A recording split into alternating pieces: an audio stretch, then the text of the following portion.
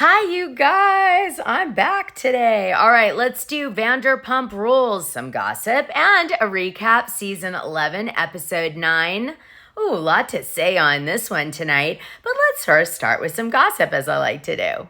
If you want to skip the gossip, go halfway in the video and you'll get to the recap. Well, I was sent this gossip to start off the show tonight. I just listened to Vanderpump Rules Party Patreon episode. According to them, Ariana, Maddox, and Katie Maloney had some type of falling out with Chef Penny, and Chef Penny trademarked something about her, thus leading to the delay of something about her opening, edited to add that this was heard at the Valley viewing party, which many people went to. So then we see this Jonathan Lee Burzik guy is the correspondent for the trademark. And then it shows Put a Fork in It LLC. Now, I found some more tea on this. Let me read this to you. But here it goes. Interesting. Just search for the trademark on the U.S. Patent Office site. The trademark for something about her is currently pending. The application was filed on August 14, 2023. The owner is listed as Put a Fork in It LLC. The manager's signatory's name on the application is Penny Davidi Borsuk. The attorney representing the trademark owner is Jonathan Lee Borsuk, Penny's husband. Well, we saw that. According to the California Secretary of State's website, the business Something About Her LLC was registered on July 21st, 2021. The original filing lists the principal business address as Ariana's home in Valley Village, which is no more. I'll get to that in a minute. This has since been changed to the Robertson Boulevard location. Both Ariana and Katie are listed as manager owners. I mean, could it be that she might have done this on Katie and Ariana's behalf and that it's not some shady, underhanded thing? Like maybe they asked them to do it, or maybe part of the deal was they would gain the trademark. I mean, she seems in pretty deep with the cast, and probably Lisa Vanderpump, given that she developed Pump Lounge and Tom Tom's Menu, not just Something About Her. Just to refresh your memory, this is her. This is the joy for me. I love bread. I love bread.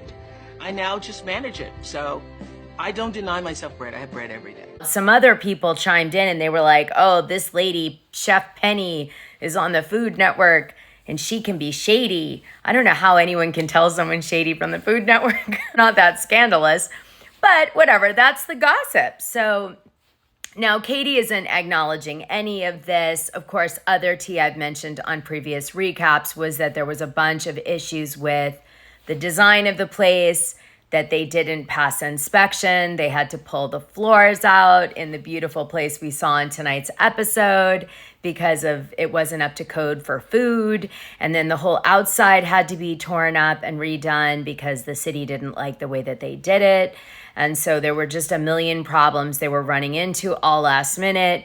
So we'll have to see if they want to just keep carrying the cost of this thing and moving forward. I don't know. Maybe could be also a sign that they might be selling the business. They might be like, this is too hard.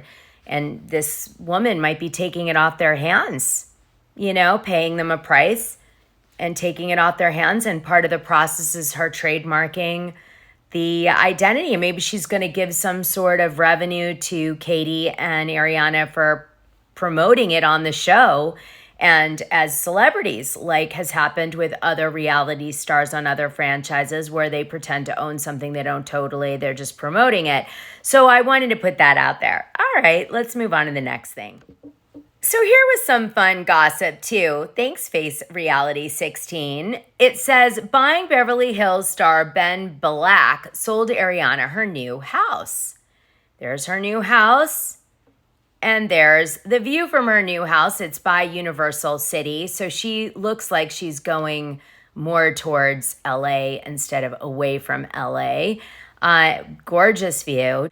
Now, she bought that house for $1.6 million, and I'm not sure what this means for the dispute that we're watching unfold on Vanderpump Rules Season 11. Did she finally take Tom Sandoval's offer and let him keep the house and take the payout and go and get this property? Or did she buy this with new money and take out a loan and is dealing with Tom Sandoval and the other house separately? What she said on the after show. Communicate with Tom Sandoval. I don't want to bother you, but I just want to make sure you got the email that I sent earlier, like a month ago. And My lawyer has it. I just, I know we want to get things going, get things moving, and if he could just have him respond so we can start working on stuff. Him emailing me personally is not an appropriate means of settling the house dispute. My lawyer is who will be communicating with Tom Sandoval. So regardless of how a response happens, it will never be coming from my personal email. Did he even think for 1 second that maybe his offer was bullshit and there wasn't going to be a response until there was a counter offer that was legitimate? And what was bullshit about it? He sent a letter of intent. It was not a formal offer letter or whatever you would call it.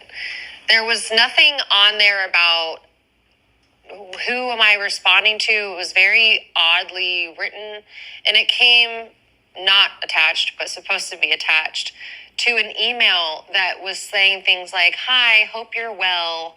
The whole thing was like very informal. And I'm not exactly sure who he paid, unless he went on like LegalZoom to draft this up, because the amount of money was, there's no appraisal done, right? He's making up dollar amounts based on, I don't know who the he talked to. So in the email, there's like a mention of how he'll generously and graciously allow me to stay in the house until I find a new place to live. But then of course also there's no mention of anything about the furniture. So it sounds like to me either Tom upped his offer by quite a lot and she accepted it and left, or she left her equity in there and she's going to battle it out with the lawyers and force him to sell it and get market value. Had to brush my hair. It was getting a little nuts. Okay, so then I want you guys to know that Sheena Shea has some dating advice she wants to share with you, and it's so relevant to my recap coming up. I had to play you the two best. This is like a longer video, but I'm going to play you two of the best of this video. Deal breakers. They are red flags, warning signs, and heralds of impending doom. If we ignore them, our relationship is sure to break against the rocks. Number 5, the scenester. Warning sign, hedonism. Scenesters are just having too much fun. Instead of going in, they go out. Instead of working their craft, they work the room. Instead of sleeping, they're sleeping around.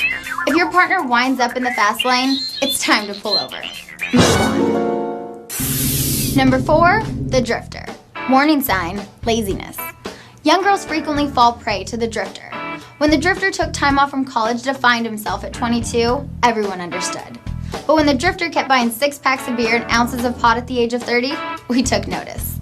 The drifter doesn't know if he can measure up, so he does the most sensible thing. He lowers the standards. He finds cheap rent, a low responsibility job, and buddies that will enable him. So why do girls fall for him? While others spent their 20s mastering med school, Wall Street, or a skilled trade, the drifter used the same time to master the art of cool. He has tattoos, great stories about the band he used to be in, and a pretty gnarly motorcycle in his shed. He usually goes after very young girls because he knows his awesome rendition of Oasis's Don't Look Back in Anger doesn't seem to work on anyone over 25. But younger girls see the drifter as a zen hippie that has it all figured out. So if you find yourself with the drifter, move on. If you haven't watched me taking you through Sheena Shea as a young woman telling the story to a gossip like video people about her hookup story with John Mayer and their relationship, oh my God, you are missing out. And I just need you to, at the end of this video, before you leave my channel, go watch it. Okay, it's right around the top, so you'll see it. It's so good.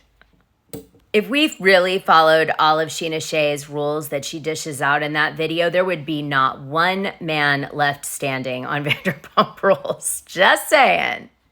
So we start the show with a conversation about a DJ Kennedy event that's going to be held at Hotel Ziggy. We've seen this hotel a few times come up as a social place that everybody goes. It's the old Grafton Hotel on Sunset.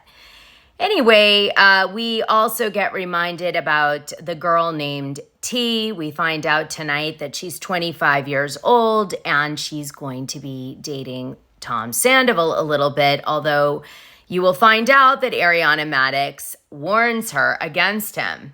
So now that everybody's excited about this upcoming DJ Kennedy event, we see Lala Kent meeting Tom Schwartz for smoothies and hanging out, which seems odd, but they are. And they're chit-chatting, and it comes up that Tom Schwartz has cheated on Katie a little bit because they were in a rough patch back in 2013, 2014 timeframe with Sheena Shea in Vegas. And the way that Schwartz tells the story, it sounds like Sheena Shea and him made out, like they both wanted to kiss each other.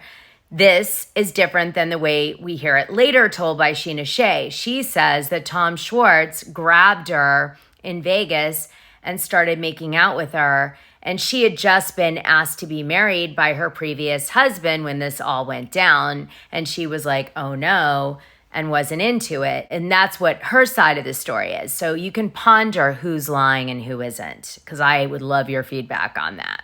Who do you believe? Okay. So anyway, Lala gets this information. She's in shock. She's like, how the hell do I know Sheena? And she's like, my left ball. That's how close we are. And she never told me this, like not even like a sort of sidebar tea. And obviously Sheena wouldn't have told Lala because she'd be afraid Lala would use it against her on the show. But, you know, I guess at a certain point you sort of have to tell your friend, even if you're on a show with them, you know, all your stuff to keep the friendship a friendship. Okay, so we'll leave it there. And I guess Sheena and Lala were spending a lot of time together. Brock was like a second father to Lala's kid, and they were going, like living next to each other in Palm Springs or something like that, going over to each other's houses, and maybe that's why Sheena was getting a little jealous, who knows. And to make it even worse, she doesn't tell Katie the whole time she's friends with Katie, although she's never been that tight with Katie, let's face it, but she hasn't.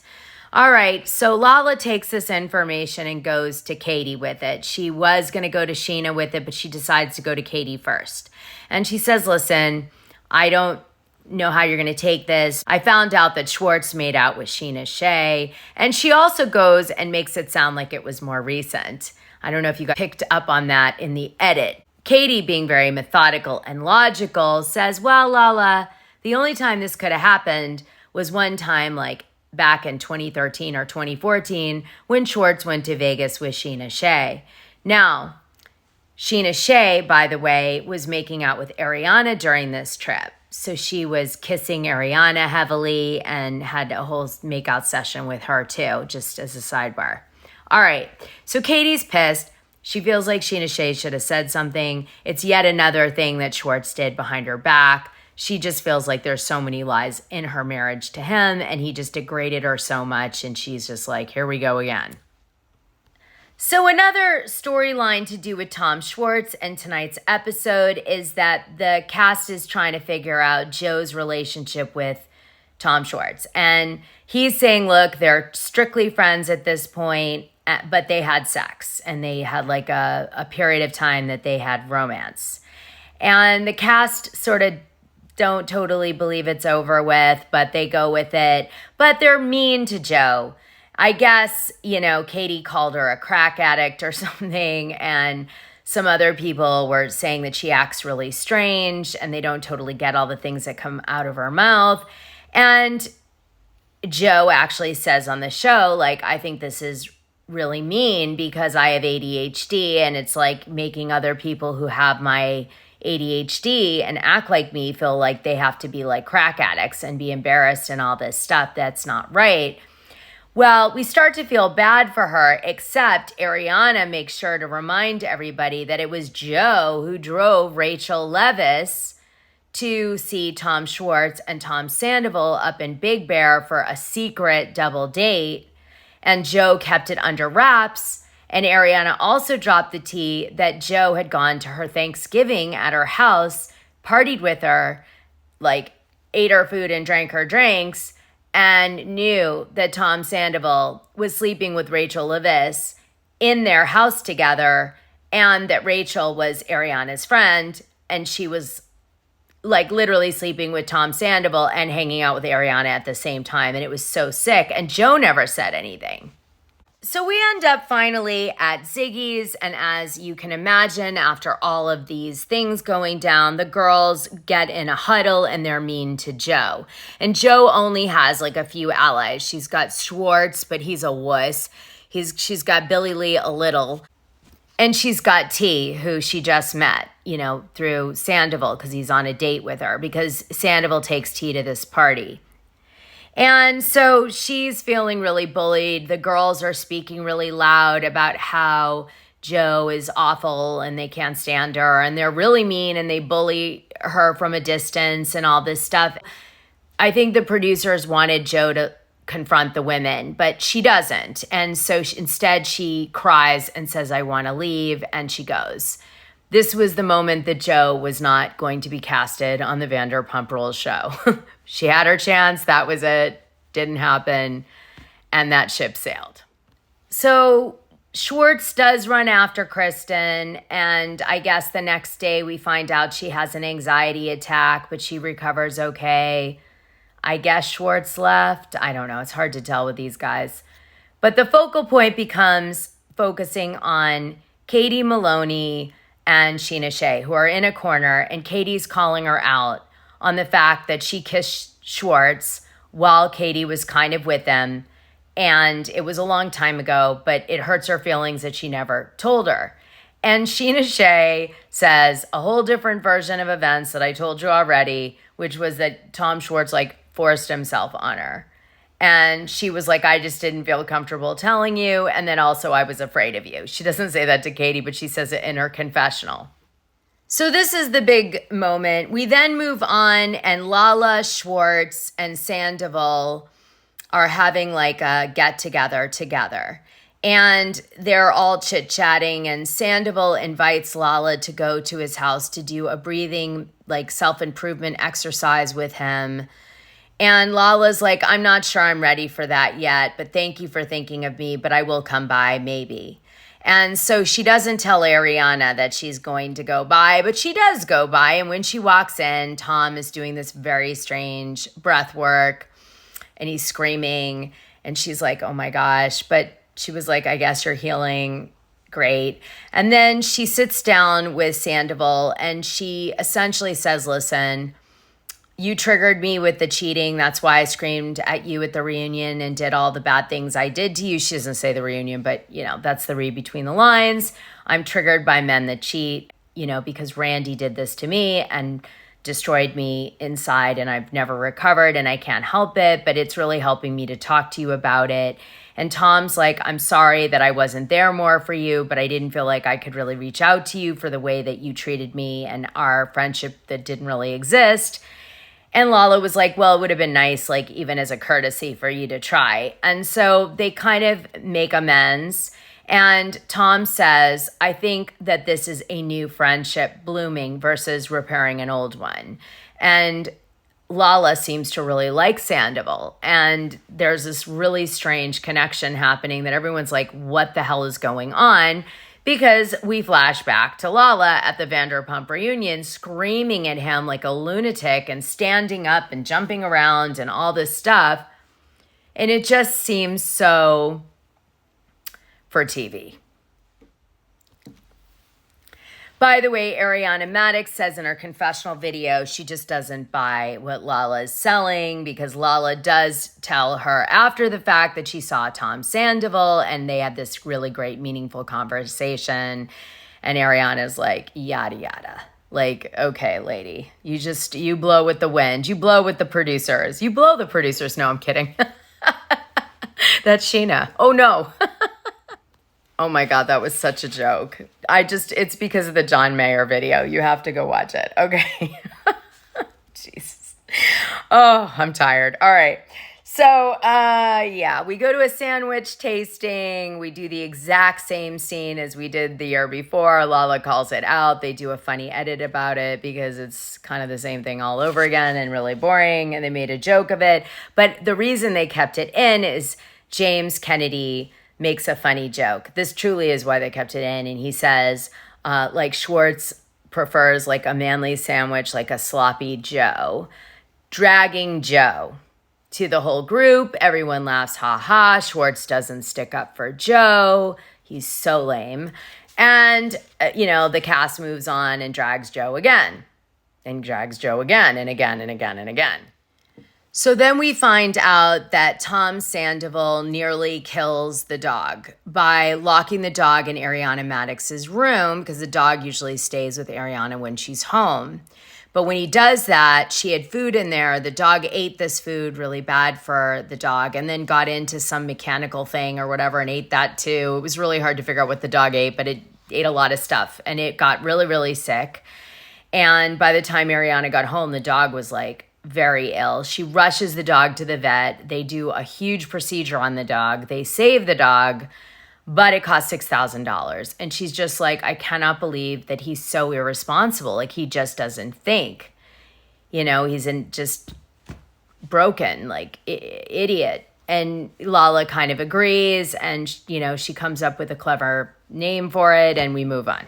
Ariana talks to Lala about the news that Schwartz kissed Sheena. Ariana's like, I made out with Sheena too. I don't know. We don't get into that much. Maybe that means more to early watchers of the franchise. I haven't seen that part. And then Schwartz comes on and does the lamest thing. He says that the reason that he made out with girls behind Katie's back, and maybe more, was because he didn't have the courage to stand up to her. So he would suppress those emotions and take it out on her by kissing women behind her back that would hurt her quietly. So like get his revenge behind the scenes.